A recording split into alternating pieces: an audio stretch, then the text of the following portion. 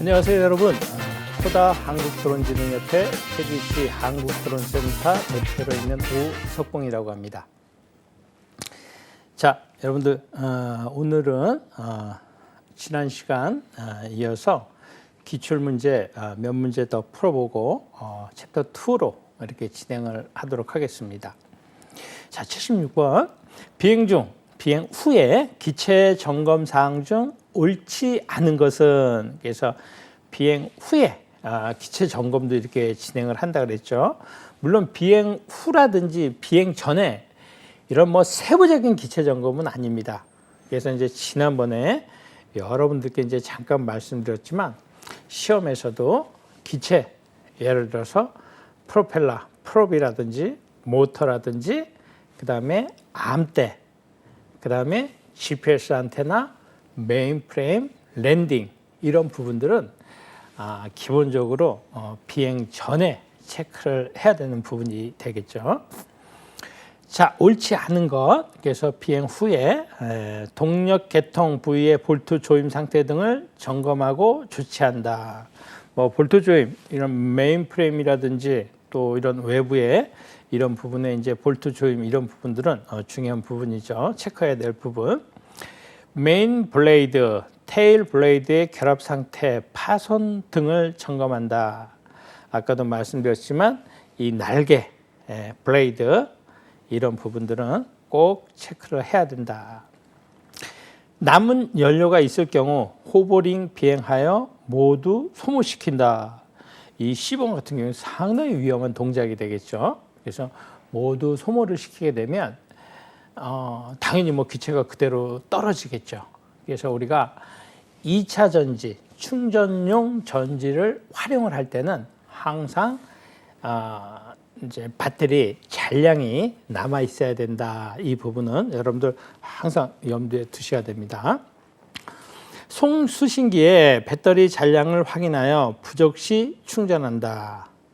이 배터리 부분은 어떤 잔량 부분은 항상 체크를 해야 됩니다.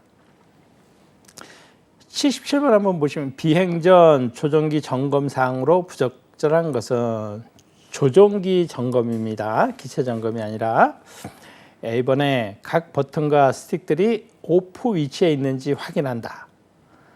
맞는 얘기죠. B번에 조종 스틱이 부드럽게 전 방향으로 움직이는지 확인한다. 맞는 얘기죠. 조종기를 켠 후 자체 점검 이상 유무와 전원 상태를 확인한다. D번에 조종기 트림은 자동으로 중립 위치에 설정되므로 확인이 필요는 없다. 이 트림은 이제 어떤 비행에 있어서 요잉이라든지 피칭이라든지 이런 부분에 좀 미세 조정을 하는 부분이기 때문에 이 부분은 자동으로 중립에 와 있다 이건 아니죠. 그래서 어떤 비행의 상태를 보고 이런 부분이 좀 불안정하다면은 정밀하게 이 트림 조정으로 비행의 정상적인 비행을 이제 돕는 역할을 하는 거죠. 그래서 우리가 아까 이제 비행을 하기 전에 기체 점검을 했는데 기체 점검 후에는 그 다음에 지상 장비인 조종기 점검이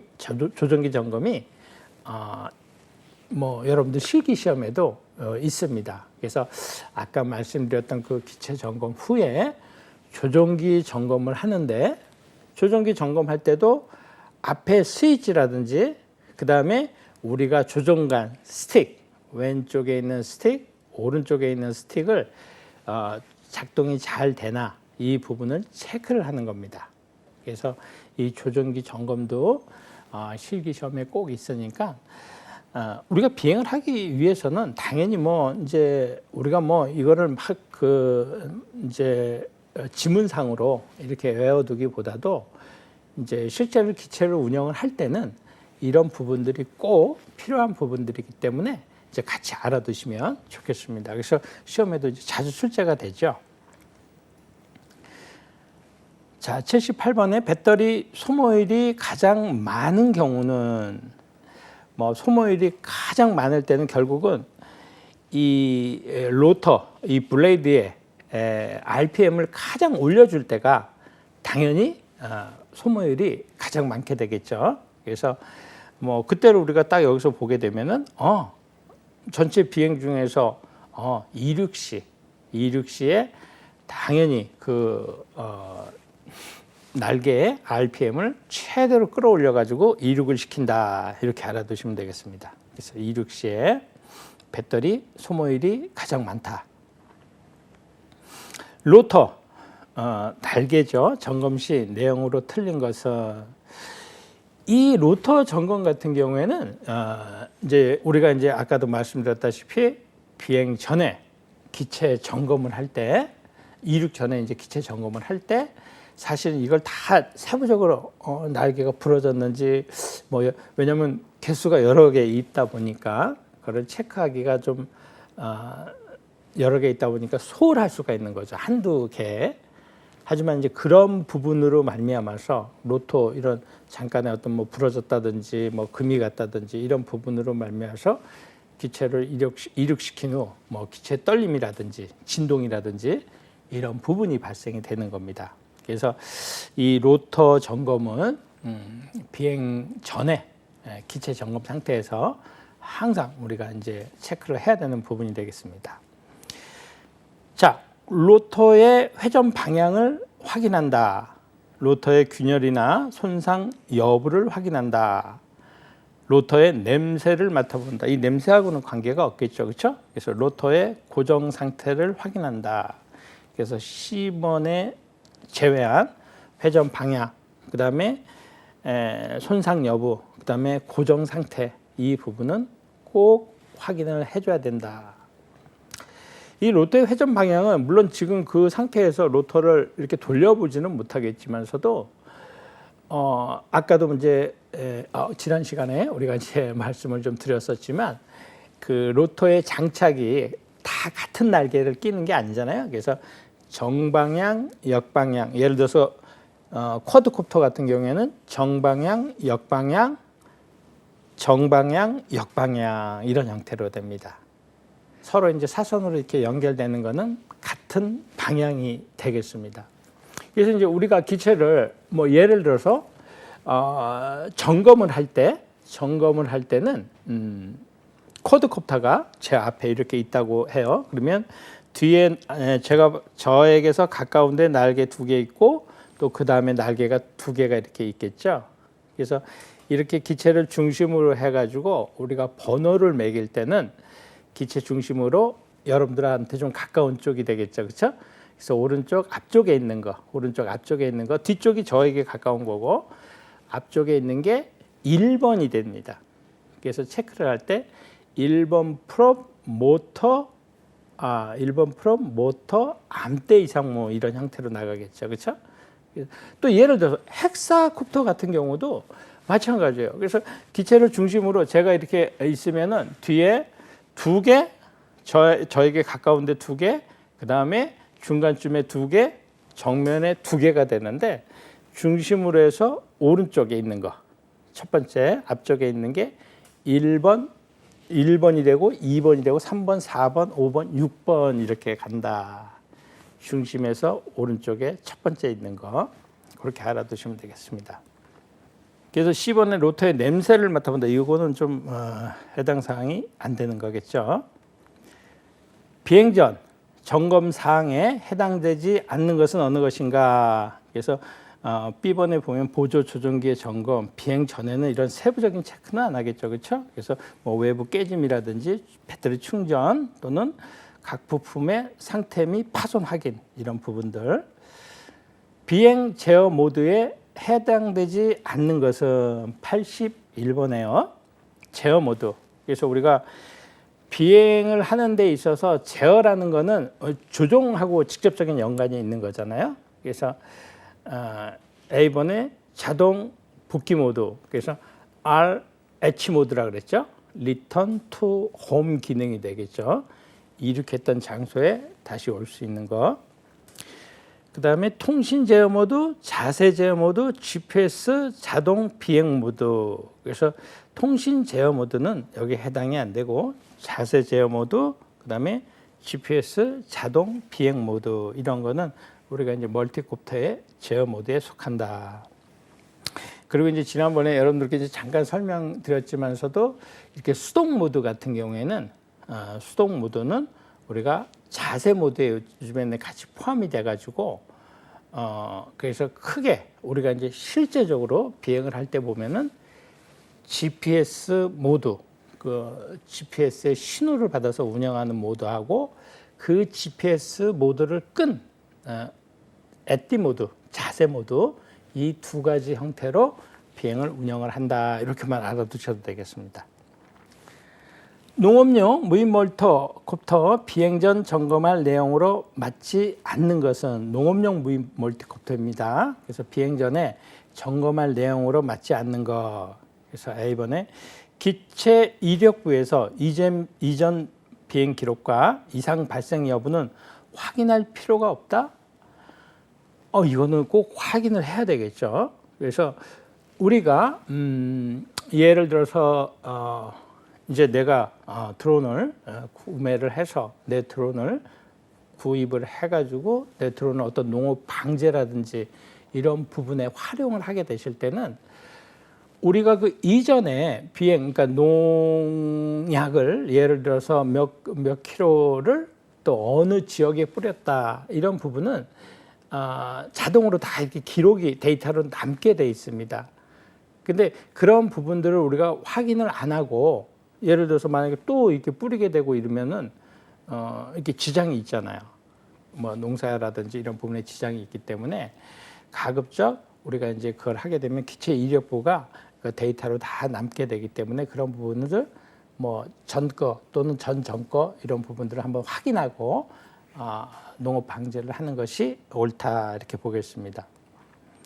연료 또는 배터리의 만충 여부를 확인한다. 이거는 당연히 확인을 해야 되겠죠. 그래서 멀티콥터 같은 경우는 항상 만충에서 충전을 그래서 충전을 다 해서 이걸 이제 운영한다 이렇게 말씀을 드렸는데 이제 가끔 이렇게 보시면 우리가 충전을 하다 보면은 뭐 99%까지 충전이 되고 근데 왜 100% 만충이다 이런 부분들은 꼭 100%는 아닌 거잖아요. 그렇죠? 그래서 배터리 상태라든지 이런 부분에 따라서 이게 뭐 99%가 나올 수도 있고 또는 98%까지도 이렇게 나올 수가 있어요. 그러면은 그거를 이제 운영을 하는데 지장이 없다 이렇게 알아두시면 되겠습니다.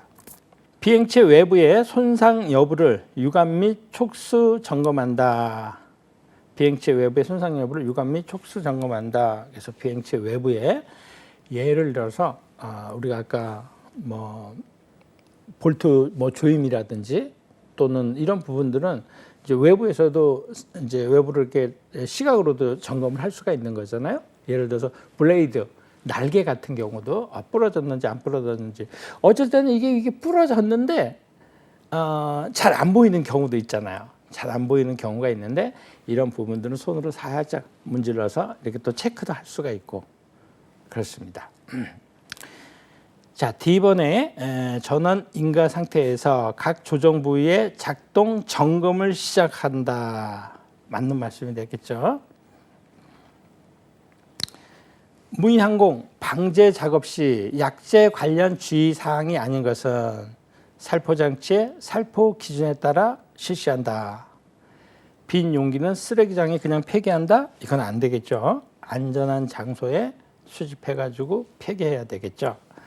그래서 답은 B번이 되겠고 살포 지역 선정 시 경계구역 내의 물체들에 주의한다. 살포 지역 선정 시 이 3번 같은 경우에는 우리가 물론 뭐 대단히 그런 뭐 평화라든지 이런 대단히 농업 지역도 있지만서도 우리가 실제 논 같은 경우도 또는 밭 같은 경우도 대부분 보면은 주변에 이제 뭐 장애물들이 많은 경우가 있어요. 그래서 뭐 전봇대라든지 또는 큰 나무가 있다든지 이런 부분들은 미리 확인을 하시고 또 하나 주의해야 될 부분이 우리가 이제 이 기간 뭐 예를 들어서 A 지역에 방제를 해야 되는데 그 바로 옆 B 지역 같은 경우에는 다른 또 농작물이 이 방제를 하면 안 되는 이런 바로 B 지역이 옆에 붙어 있을 수가 있거든요. 그래서 우리가 이제 방제를 하다 보면 바람이라든지 이런 부분에 이제 주의를 많이 해야 되겠죠. 그래서 방제를 하는데 A라는 약재가 B 지역에 가면 안 되는데 어떤 바람이라든지 내 어떤 방제 실수로 말미암아서 B 지역에 가게 되면 큰 낭패를 볼 수가 있습니다. 그래서 그런 부분에 주의하는 거, 농업 방제에서는 특히나 이제 이런 부분들 조심해야 되겠습니다. 뭐 D번은 이제 당연히 혼합 가능한 약재 외에 혼용을 당연히 하면 안 되겠죠.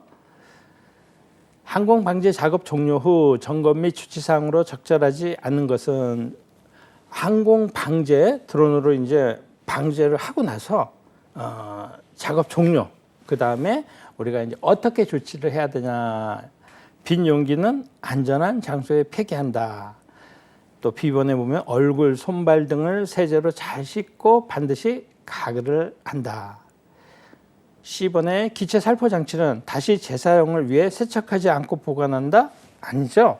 그래서 C번의 기체 살포 장치 같은 경우에는 예를 들어서 오늘 A라는 약품을 방제를 했는데 그 다음 방제할 때는 B 약품을 방제를 하게 되면은 약재가 섞여가지고 문제가 발생이 될 수 있기 때문에 꼭 A 약재를 방제 후에 잘 세척을 하고 그 다음에 B 약재를 용기에 담아서 방제를 할 수 있는 이런 과정이 주어져야 되겠죠. 약재 잔량은 안전한 장소에 책임자를 정해 보관한다. 약재라는 것은, 농약이라는 것은 우리가 인체에도 많이 해가 될 수도 있고 이러기 때문에 사용 후에 보관이라든지 이런 부분은 꼭 주의해야 한다. 85번에 항공안전법 상의 무인 비행 장치 사용 사업을 위해 가입해야 하는 필수 보험은, 지금은 이제 우리가 이 보험에 관해서 이제 간단하게 말씀을 드리면, 물론 이제 예를 들어서 사용 사업이라는 게 있어요. 그러니까 예를 들면 내가 이런 기체를 뭐 A라는 드론을 활용을 해가지고 교육 사업을 한다든지 또는 뭐 촬영 사업을 한다든지 이런 부분에 있어서는 꼭 필수적으로 보험을 들어야 해요. 그래서 그런 보험이 첫 번째는 이제 보면은 C번에 보면은 필수 보험은 사용 사업을 위해서 꼭 해야 되는 것은 대인 대물 배상 책임 보험입니다. 그러니까 대인 대물.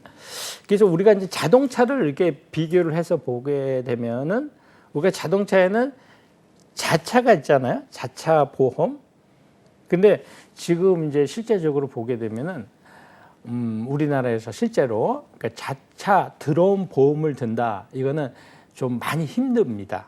그래서 제가 보기에는 우리나라의 보험사가 여러 군데 있지만 한 군데인가가 지금 정확히 기억은 안 나는데 한 군데만 그 자차 드론, 자드론 보험을 들어주는 것 같아요. 하지만 이제 비용 같은 경우는 상당히 이제 비싸게 되겠죠. 대인 대물에 비해서. 그래서 뭐 예를 들어서 지금 이제 2kg 이상은 보험을 다 이제 들어야 되는데 이것도 사업자가 아니면은 보험회사에서 많이 꺼려요. 이 대인 대물 보험 자체도. 근데 사업자이면 이제 이걸 보험을 들게 되는데 작년 같은 경우만 해도 비용 자체가 한 5, 60만 원 이렇게 됐는데 요즘에는 이제 연 보험으로 해서 제가 알기로는 대략 한 30만 원 이 선에서 이제 보험이 되는 걸로 알고 있습니다. 그래서 이 보험은 대인 대물 보험이다. 그리고 또 이 보험은 필수적으로 들어야 된다. 이렇게 알아두시면 되겠습니다. 회전익 무인 비행 장치 이착륙 지점으로 적합한 지역에 해당하지 않는 곳은 이착륙 지점. 이 부분은 여러분들이 이제 실제 방제를 한다든지 또는 어떤 촬영을 위해서 기체를 운영을 한다든지 이런 부분에 있어서 이착륙 지점은 어떻게 보면 상당히 중요해요. 그래서 A번에 모래먼지가 나지 않는 평탄한 농로, 경사가 있으나 가급적 수평인 지점, 풍압으로 작물이나 시설물이 손상되지 않는 지역, 사람들이 접근하기 쉬운 지역. 그래서 적합한 지역에 해당되지 않는 곳이기 때문에 사람들이 접근하기 쉬운 지역. 그래서 사람들이 접근하게 되면은 당연히 이제 위험한 부분이죠. 그래서 저희가 이제 뭐 어디 촬영을 간다든지 또는 뭐 지금은 이제 많이 좀 줄었는데 사람들이 이런 드론에 이제 관심이 많으시기 때문에 기체가 뭐 이착륙할 경우에는 막 이렇게 같이 몰려드는 경우도 있고 관심이 있으시니까 그런 경우도 있는데 특히나 차량 같은 경우에는 어떤 보조자라든지 이런 부분의 착륙 위치를 잘 체크를 해서 같이 그래서 또 사람들 접근을 못하게 하고 이렇게 착륙을 시키는 이런 부분들이 상당히 중요하게 되겠죠. 그리고 여기 보면 모래, 먼지나 나지 않는 평탄한 농로. 뭐 우리가 방제를 가서 이 아이를 착륙을 시킨다 이렇게 되면은 뭐 이제 평탄한 이런 부분들이 주어지는 게 이렇게 많지는 않습니다. 물론 있는 경우도 있지만 그래서 그런 부분들을 미리 체크를 해놓고 이 착륙을 시켜주는 또 경사가 있는 곳에는 이렇게 착륙하면 안 된다고 그랬죠. 경사가 있는 곳에. 그래서 그런 부분도 체크를 해주시면 좋겠습니다. 자, 87번 무인 멀티콥터를 이용한 항공 촬영 작업 간 인원 구성으로 거리가 먼 것은 그래서 무인 멀티콥터를 이용해서 이제 촬영을 할 때 인원 구성으로 거리가 먼 것. A번 비행 교관, 주변 안전관리자, 비행체 조종자, 카메라 운용자. 그래서 뭐 비행 교관이 여기에 따라갈 이유는 없죠. 그 항공 촬영하고 이러는데 뭐 자격증을 제대로 가지신 분들이 또 제대로 된 보험이 제대로 든 이런 기체들을 활용을 해가지고 비행 허가를 득하고 이렇게 이제 촬영을 나가면 되는데 뭐 교관은 여기서 큰 저기는 없죠. 그래서 주변 안전관리자, 비행체 조종자, 카메라 운영자 이렇게 가시면 되겠습니다. 그렇게 인원이 구성이 되면 되겠습니다. 프로네키 현상에 따르면 다음의 보기 중에서 어두운 밤에 가장 잘 보이는 색은 이 프로네키 같은 경우에는 어떤 시감도가 어긋나는 현상이 되는데 이거는 이제 예전에는 여러분들이 이제 지금 조종자 과정을 필기 시험을 이제 강의를 듣고 계시는 건데 이 조종자 과정이 끝나면 그 위 드론에 관해서 지도 조종자 과정이 있는데 그 지도 조종자 과정에 이제 자주 나왔던 이제 문제들인데 이 문제가 이게 조종자를 이렇게 내려온 것 같아요. 프로네키 현상, 그냥 어떤 시감도가 어긋나는 현상으로 밝은 장소에서는 빨강이 선명하게 보이고 어두운 장소에서는 파랑 또는 보라색 이런 부분들이 선명하게 보인다. 여기까지만 알아두시면 될 것 같습니다. 그래서 88번에 보시면 프로네키 현상의 다음의 보기 중에서 어두운 밤에 가장 잘 보이는 색은 파랑이다. 파랑이나 보라이다. 이렇게 알아두시면 되겠습니다. 밝은 장소에서는 당연히 이제 빨강이 보다 더 선명하게 보이는 현상이 되겠죠. 긴급 상황에서 인간의 반응 차이와 무관한 것은 긴급 상황에서 인간의 반응 차이와 무관한 것은 자신감, 이거는 요구가 되겠죠. 그 다음에 10번의 경험과 기량, 이것도 요구가 되겠고 사고 피해 정도, 이것도 마찬가지고 보수하고는 이제 비번하고는 이제 관계가 없겠죠. 그래서 답은 B인데 이 89번 같은 경우에는 저는 이제 어떤 실비행자들이라든지 또는 이제 내가 이제 기체를 이제 운영해야 될 그런 수준에 와 있고 그런 자격을 갖춘 분들한테는 항상 이렇게 강조하는 부분이 하나 있는데 저 자신도 마찬가지로 뭐 실제적으로 기체를 운영을 해서 촬영을 한다든지 또는 농업 방제를 한다든지 아니면 뭐 산림 뭐 방역을 한다든지 여러 가지로 군에서 뭐 활용을 한다든지 이런 기체를 활용을 하게 되는데 우리가 제3자 입장에서 기체를 운영하는 걸 보면 상당히 뭐 자연스럽게 또 이렇게 운영이 잘 된 듯 보이는데 우리가 이제 비행이라는 것은 100번 중에 한 번 또는 1000번 중에 한 번 그런 이제 사고를 예방하기 위해서 안전 교육도 받고 우리가 사전 점검도 하고 세부 점검도 하고 이런 부분들이거든요. 그래서 여러분들이 항상 이제 그런 운영을 할 때 너무 큰 자신감이라든지 또 옆에서 뭐 제3자가 내가 A라는 비행을 하는데 막 B라는 조금 더 난이도 있는 비행을 요구한다든지 이렇게 되게 되면 평소에 우리가 했던 비행이 아니기 때문에 이제 새로운 어떤 사고의 형태가 이제 나타날 수가 있는 거거든요. 자, 그럴 때는 항상 보면은 이 아이는 뭐 1, 2초보다 더 짧은 시간에 이제 사고가 발생이 돼요. 그럴 때 우리가 사람이고 또는 컴퓨터 어떤 기계적으로 움직이는 게 아니기 때문에 그런 상황에서 인간이 그 판단을 내려서 실행하기가 상당히 어려운 부분들이 있습니다. 그래서 여러분들은 비행 중이라든지 또는 비행 전에 당연히 안전점검이라든지 이런 부분을 하고 또 비행 중에는 내가 해야 될 어떤 비행의 어떤 형태라든지 이런 부분이 먼저 머릿속에 그려지잖아요. 그래서 그 외에 다른 뭐 시험적인 어떤 비행이라든지 이런 부분들은 항상 위험이 동반한다 이런 거를 염두에 꼭 두셔야 될 것 같습니다. 챕터 2에 이제 보시게 되면 항공기란 또는 비행의 원리, 회전익 항공기의 비행 특성이 이렇게 나와 있어요. 그래서 이 부분은 어떻게 보면 이제 항공 역학하고 이제 연관이 되는 건데, 물론 이제 항공 역학만 해도 공부할 양이 상당히 많이 있는데 우리가 이제 무인 멀티콥터 이 부분에 있어서는 이 역학적인 부분이 아주 단순한 기본적인 비행 원리라든지 이런 부분들이 나와 있기 때문에 여러분들이 이제 조금만 관심을 가지시면은 잘 이해를 하실 줄 알고 믿겠습니다. 이 역학 부분에 있어서는 우리가 이제 간단한 예로 우리가 이제 뭐 항공기도 여객기도 타보고 또는 뭐 기본적인 뭐 무인기 또는 뭐 회전익이라든지 고정익 이런 부분들 이렇게 운영을 할 때 이 아이가 도대체 어떻게 해서 어떤 구조로 양력을 받아서 뜨고 또 어떤 구조로 이 대기권을 날아다닐까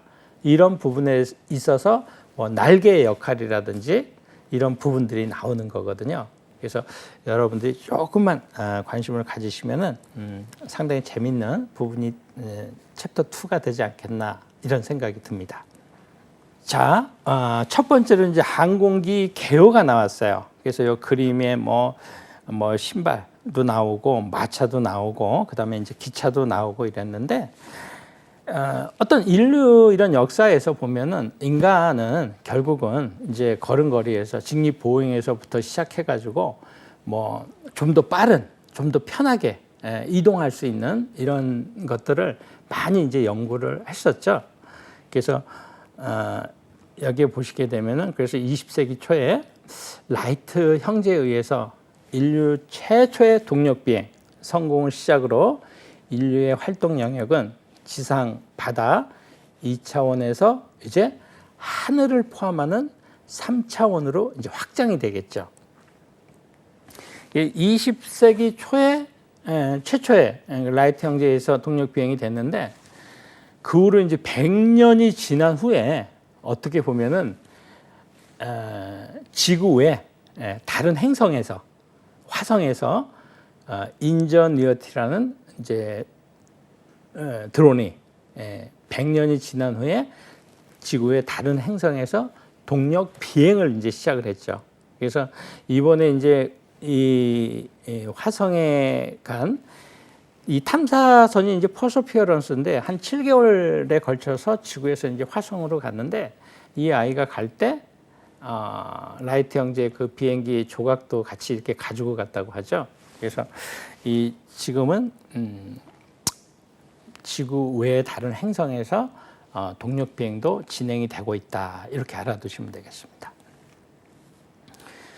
자, 우리가 이제 항공기의 역사, 이 역사 부분은 어떻게 보면 상당히 이제 광범위하고 이렇기 때문에 어떻게 이제 이렇게 나왔나? 우리가 이제 신화에서 나오듯이 항공기의 가장 이른 역사인 뭐 이카루스하고 데탈로스 이 부분, 그다음에 그런 어떤 신화에서 우리가 이제 구체적인 과학적 비행의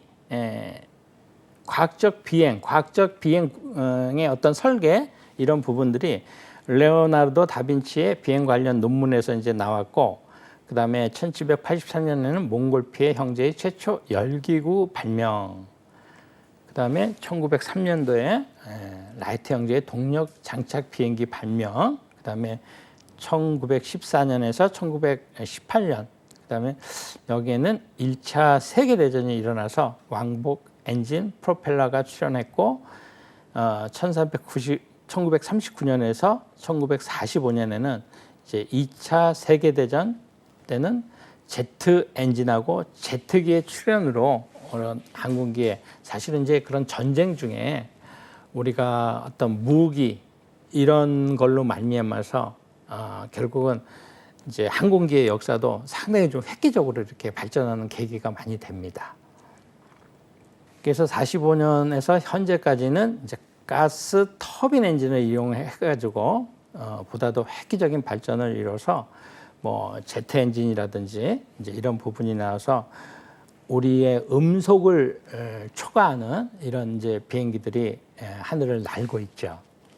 그래서 지금은 뭐 군용이라든지 운송이라든지 또는 뭐 여러 형태로 이제 많이 활용이 된다, 이렇게 알아두시면 되겠습니다. 자, 우리가 이제 중요한 거는 비행에 있어서 비행의 원리 이렇게 나와 있어요. 그러면 비행에 있어서 이 사실 날개는 어떤 상당히 큰 역할을 한다, 이렇게 말씀을 드렸어요. 그래서 제가 이제 간단히 설명드린 적이 있는데, 우리가 이제 고정익과 회전익 이렇게 이제 크게 나눠서 이렇게 보게 되면은, 회전익 같은 경우에는 결국은 이제 날개를 돌려서, 우리가 이제 드론 같은 경우에는 날개 4개를 돌려서 혹은 6개를 돌려서 양력을 만들어서 띄운다. 자, 근데 고정익 같은 경우에는 여러분들 보시게 되면은 본체에 이제 날개가, 우리가 무인기든 유인기든 간에 날개에 아주 커다란 날개들이 달려 있잖아요. 양쪽에. 또 뒤에도 달려 있고. 그러면 이 날개들이 그냥 달려 있는 것이 아니라 양력 발생에 아주 커다란 역할을 하는 거죠. 그렇기 때문에 이제 날개를 달아놓는 거죠. 그래서 날개란 항공기가 공기 속을 통과할 때 공기 흐름에 의해 반작용을 일으킬 수 있도록 제작된 제품을 말한다.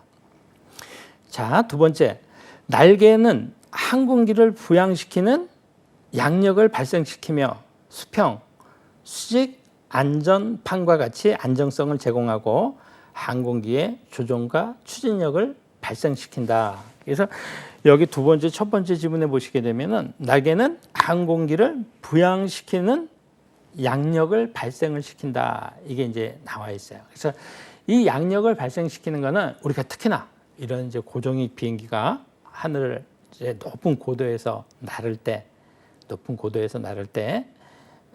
이 나르면서 스스로 양력을 이제 발생을 시켜요. 자, 그 부분을 우리가 한번 체크하고 넘어갈게요. 자, 이제 에어포일이라고 이렇게 나와 있어요. 날개꼴. 그래서 일단 에어포일은 간단하게 말씀을 드리면, 우리가 이제 전 페이지에 날개가 크게 나와 있는데, 그 날개를 수직으로 이렇게 잘라서 수직으로 자르고 그 단면을 에어포일, 날개꼴 이렇게 표현을 하거든요. 자, 이제 그 다음 페이지에 이제 그 형태가 나올 거니 한번 체크하시고. 자, 에어포일은 날개를 수직으로 잘랐을 때의 날개 단면을 말한다. 그걸 에어포일이라고. 이 에어포일은 여러분들 좀 알아두셔야 돼요. 일단은 에어포일이 어떤 거냐. 고정익 비행기에서 날개가 크게 있으면 그 날개를 수직으로 자른 단면, 그거를 에어포일이라고 한다. 유선형의 형태를 갖고 있는 날개꼴은, 에어포일은 공기 중을 운동하면서 날개에 큰 양력과 적은 항력을 발생시키는 역할을 한다. 항력이라는 것은 결국은 날지 못하게 하는 힘이 되겠죠. 그래서 뭐 항력에는 뭐 유해 항력이라든지 형상 항력이라든지 유도 항력이라든지 이제 항력의 이제 종류가 있거든요. 그건 뒤에서 한번 보기로 하고, 항력과 그러니까 날개가 고정인 날개가 나르면서 항상 양력만 발생시키는 건 아니잖아요. 그렇죠? 그러니까 날기 위해서는 적은 항력도 발생이 돼야 되겠죠. 그러면 양력보다도 항력이 크면 이 날개는 소용이 없는 거잖아요. 당연히 적은 항력과 큰 양력을 발생을 시켜야 이 아이가 양력을 발생하는데, 비행기가 나는데 커다란 좋은 영향을 주게 되는 거죠. 자, 에어포일은 항공기의 날개뿐 아니라 헬리콥터의 회전 날개 단면, 프로펠러의 단면 등 다양하게 활용이 된다. 그렇죠?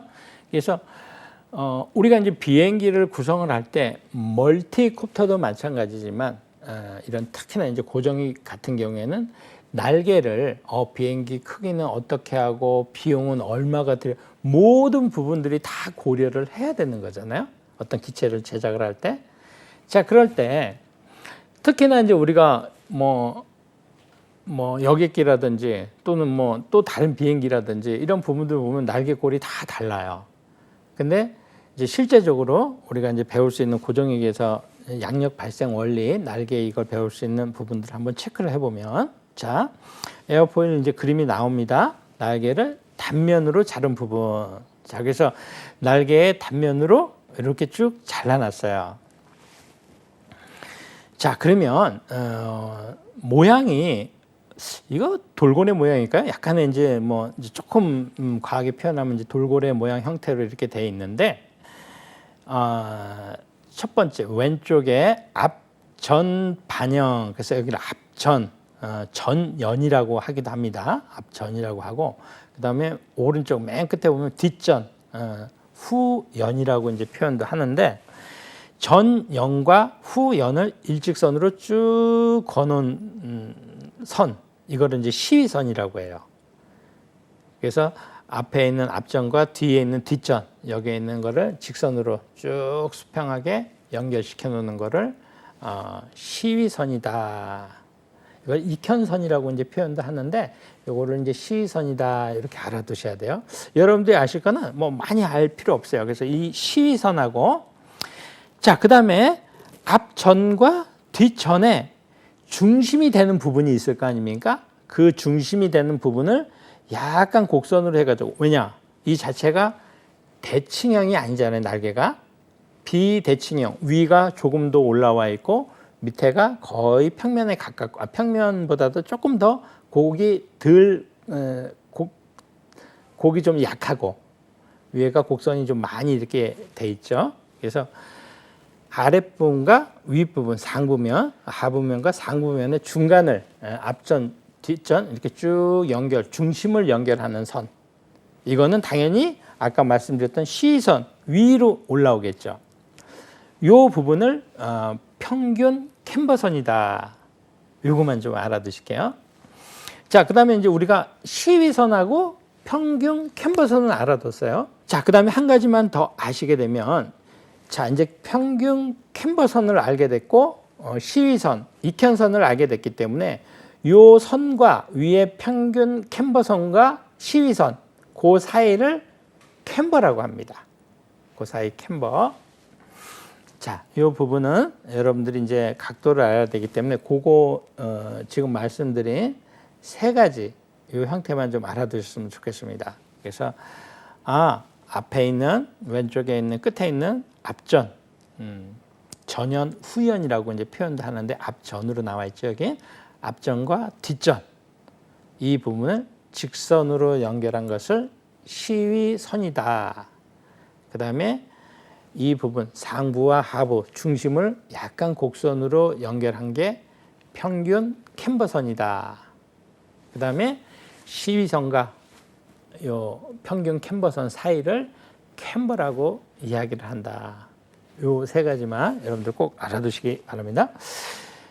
자, 그러면 이거 이제 에어포일의 단면을 우리가 이제 보게 된 거예요. 에어포일.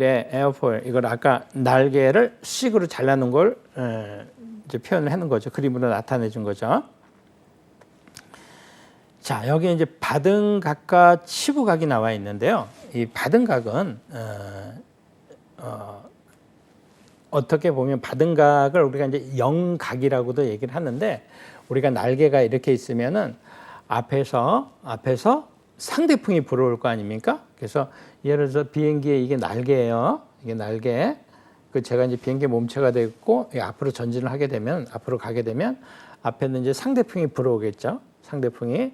그러면 이 날개하고 이 상대풍, 여기 이제 지면, 뭐 예를 들어서 여기 지면이라 그래요. 여기 뭐 지면은 아니겠죠. 이게 풍향의 방향이 되겠죠. 요게 이루는 각, 이 풍향의 방향이 이루는 각, 이 각을 받은각이다, 이렇게 알아두시면 되겠습니다. 자, 그러면 여기서 여러분들 조금 더 이해를 좀 더 돕고자, 자, 이 받은각이, 이 상대풍에 비해서 받은각이 이렇게 커질수록 양력 개수는 올라가겠죠. 그렇죠? 받은각이 이렇게 상대풍이 앞에서 불어오니까 받은각이 이렇게 올라갈수록 양력 개수가, 그러면 영각이, 받은각, 영각이 커지면 커질수록 양력 개수가 커지겠죠. 자, 근데 여기서 여러분들 한 가지만 더 생각할게요. 만약에 받은각이 커져서 양력 개수가 올라갔는데 어느 지점까지 가게 되면 이게 이제 그 인계점, 어느 그 지점까지 가게 되면 인계점이 되면은 양력보다도 이제 항력이 더 커지게 되는 그 인계점이 있겠죠. 자, 이 부분은 이제 한 번 더 후에 또 설명드리도록 하고, 그냥 간단히 하게 말씀을 드리면, 영각, 받은각이라는 것은 커질수록 양력을 받는데, 양력을 커질수록 조금 어느 지점까지, 그 인계 지점까지 양력을 받는데, 그 인계 지점이 지나게 되면은, 그 지점이 지금은 어딘지는 모르죠. 지나게 되면은 양력보다도 이제 항력이 더 증가가 되는 거죠. 비행에 있어서 항력이라는 것은 이제 좋은 영향을 주는 건 아니잖아요. 그래서 받은각은 어느 지점까지 이렇게 변하면, 인계 지점을 지나면 항력이 커진다. 이 부분 알아두시고, 자, 받은각, 영각이란 무엇인가, 이게 또 설명이 나와 있네요. 비행 방향과 반대인 공기의 흐름의 속도 방향과, 자, 에어포일의 시위선이 이루는 사이각을 말한다. 그래서 위에 보시게 되면, 그림에 보시게 되면 이 알파가 결국은 받은각이 된다. 이렇게 알아두시면 되겠죠. 자, 그러면 받은각이 0이라고 만약에 봐요. 0이. 그러면 공기 흐름의 방향, 시선은 일치하며 받은각에 의해 날개 아래에 부딪힌 공기가 아래로 향하며 그 반작용으로 날개 위로 들어올리는 양력을 발생시킨다. 받은각은 날개에 의해서 발생하는 양력과 항력의 크기를 결정하는 아주 중요한 요소가 되겠죠. 고정이 비행기의 이제 양력 발생 원리에 있어서 받은각이 커지면 양력이 커지고 항력은 감소한다. 이 부분에서 받은각이 커지면 양력이 커지고 항력은 감소한다. 이게 만약에 커지면 커질수록 이건 아니죠. 간단하게 말씀을 드려서, 날개가 이렇게 있다면은 이 어느 선까지는 양력이 크게 발생이 되지만, 예를 들어서 이게 90도로 왔다 그래요. 이거는 물론 비행 중에 어마어마한 큰 사고가 되겠지만, 이거는 절대적인 항력이 되는 거잖아요. 상대풍이 여기서 불어오니까. 그래서 어느 정도까지 받은각이 어느 정도까지는 양력이 커지지만, 그 인계 지점을 지나면 항력이 커진다. 이렇게 알아두셔야 되겠습니다. 자, 이제 치부각이나, 우리가 이제 아까 받은각, 영각 같은 경우에는 이 받은각, 영각을 여러분들이 좀 이해를 하셔야 되는데, 받은각은 고정각이죠. 죄송해요. 받은각은 우리가 항상 변동할 수 있는 각이 되겠죠. 근데 치부각은 그냥 고정이 되어 있는 각이다. 이렇게 알아두시면 쉽게 이해할 수가 있을 것 같아요. 그래서 날개의 이편선과 로터 회전면이 이루는 각을 말한다. 여기는 이제 회전익으로 비교를 했는데 고정익도 마찬가지가 되겠죠. 유도 기류와 항공기 속도가 없는 상태에서는 받은 각과 취부각은 동일하나 속도가 없는 상태에서는 당연히 동일할 수밖에 없겠죠. 유도 기류와 항공기 속도가 변화될 때 영각과 치부각은 달라진다. 이 말씀이 무슨 말씀이냐면 유도 기류라는 것은 뭐냐면 우리가 예를 들어서 고정이 날개에서 이 아이가 이렇게 이제 받은 각, 영각이 이렇게 커진다 그래요. 그러면 앞에 있는 기류가 앞에 있는 상대풍이 이 아이를 타고 결국은 밑으로 내려오잖아요. 그렇죠? 밑으로 기류가 밑으로 내려오게 되겠죠. 받은 각이 커지면 이 밑으로 흐르는 이 기류를 유도 기류라고 한다. 이렇게 알아두시면 되겠습니다. 그래서 받은 각이 커지면 유도 기류가 밑으로 내려온다. 이러한 치부각은 영각의 변화를 주고 날개에 작용되는 양력 개수가 변화하여 치부각에 따라 양력이 증가하거나 감소한다. 이렇게 알아두시면 되겠고요.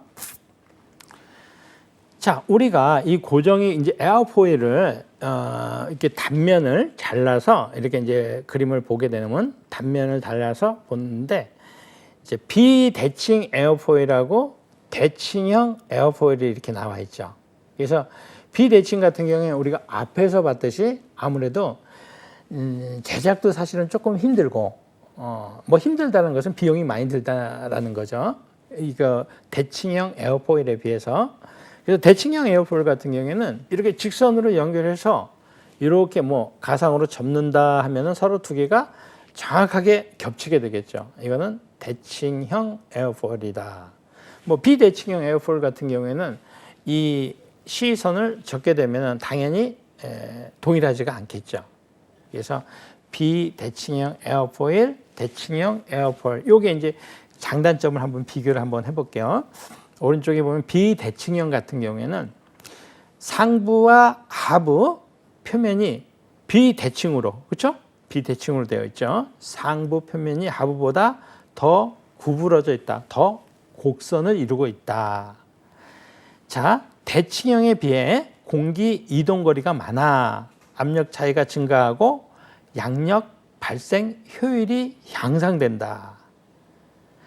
자, 여기서 요가 주로 고정익 항공기와 대형 헬리콥터 가격이 높고 제작이 어렵다 이렇게 나와 있는데 두 번째 질문에 한번 볼까요, 여러분들? 대칭형에 비해 공기 이동 거리가 많아 압력 차이가 증가하고 양력 발생 효율이 향상된다. 이거는 우리가 이제 고정익에서 이게 어떻게 뭐 비대칭이 양력이 발생이 많이 되고 압력 차이가 나가지고 양력이 발생이 많이 되냐? 이건 지금 여러분들 요거는 지난 시간에 한번 간단하게 말씀을 드렸는데 그거하고 똑같은 거잖아요. 우리가 이제 외부에 시외로 뭐 차량을 운전하고 갔을 때 손을 한번 살짝 내밀어 보라 그랬죠. 이 비대칭형 에어포일이 결국은 우리 손의 구조하고 상당히 비슷하게 많이 되어 있어요. 그래서 앞에 상대풍이 이렇게 불어올 때 손이 우리가 이제 교회라든지 이렇게 나가서 시험해 보면 손을 이렇게 올려서 창문 내리고 뭐 70km, 뭐 60km 이렇게 달리다 보면 손이 살짝 뜬다 그랬잖아요. 이게 뜨는 이유가 뭐가 있겠어요? 이게 결국은 아래와 위의 압력 차이라 그랬잖아요. 압력 차이라 그래서 압력은 큰 데에서 작은 곳으로 가려고 하는 거. 압력은 큰 데에서 우리가 이제 풍선을 불면 풍선 안에 있는 압력이 상대적으로 외부 압력보다 큰데 풍선에 있는 압력이 자꾸 앞에 문을 앞에 열면 풍선 안에 있는 압력 큰 데서 작은 곳으로 나오려고 하잖아요. 마찬가지로 우리가 이제 앞에 상대풍이 부는데 우리가 손이 이렇게 가면 위에는 곡선이잖아요. 아래는 평평하고 상대적으로 위가 더 곡이 많이 져 있잖아요. 근데 이 A 위로 가는 A 바람, 아래로 가는 B 바람, 이 아이가 이걸 전연이라고 그래요. 이 앞쪽을 전연. 우리 에어포일을 봤을 때 앞에 있는 거, 뒤에 있는 거 후연이라고 얘기를 하면 후연은 좀 날카롭게 돼 있잖아요. 여기는 뭉툭하게 돼 있고 A 바람, B 바람이 후연에서 만나게 되잖아요. 같은 저기로. 그러면 상대적으로 A, B 바람이 아래에 머물러 있는 양이 많잖아요. 그래서 압력이 크게 된 거죠. 그래서 결국은 이 압력 차이로 말미암아서 위 상부면, 하부면 압력 차이로 말미암아서 여기 압력이 크기 때문에 머물러 있는 시간이 많으니까 공기가 많이 모여 있겠죠. 이 압력으로 알면서 압력이 위로 올라가려고 한다. 사실은 이 두 번째 있는 지문은 여러분들이 고정이익 비행에서 양력 발생에 상당히 중요한 부분이 되겠습니다. 그래서 이 부분이 이제 베르누이 정리하고 바로 이제 연관이 되는 부분이에요. 우리가 이제 베르누이 정리도 이제 뒷부분에서 간단하게 배울 겁니다. 비대칭형 에어포일, 대칭형 에어포일. 그래서 비대칭형 에어포일의 어떤 장점 이런 부분에 대해서 지금 읽어봤어요. 그래서 상부와 하부 표면이 비대칭형 상부 표면이 하부보다 더 구부러져 있다, 더 곡선이 지어져 있다. 그다음에 대칭형에 비해서 공기 이동 거리가 많아 압력 차이가 증가하고, 비대칭형 같은 경우에는 두 아이의 압력 차이가 별로 없겠죠. 그렇죠? 두 아이의 상부면하고 하부면하고 거리가 똑같으니까 압력 차이가 없잖아요. 그렇죠? 하지만 비대칭형에 압력 차이가 있어서 아래에 있는 큰 압력이 올라가는. 그렇죠? 그래서 양력 발생 효율이 증가한다. 그래서 우리가 이제 대형 여객기라든지 이런 부분들이 비대칭형도 쓸 수가 있죠. 근데 연료도 많이 들고 또 양력 발생이 아무래도 날개에서 적으니까, 그래서 비대칭형 이런 에어포일을 상부면이 더 구부러진 이런 에어포일, 이런 날개를 사용을 하게 되는 겁니다. 주로 고정이 항공의 대형 헬리콥터에 사용된다. 가격이 높고 제작이 어렵다. 자, 대칭형 에어포일 이 부분에 대해서 봤고, 우리가 이제 다음 시간에는 이제 대칭형 에어포일 이 부분에 대해서 다음 시간에 설명드리도록 하겠습니다. 자, 여러분들 고생하셨습니다.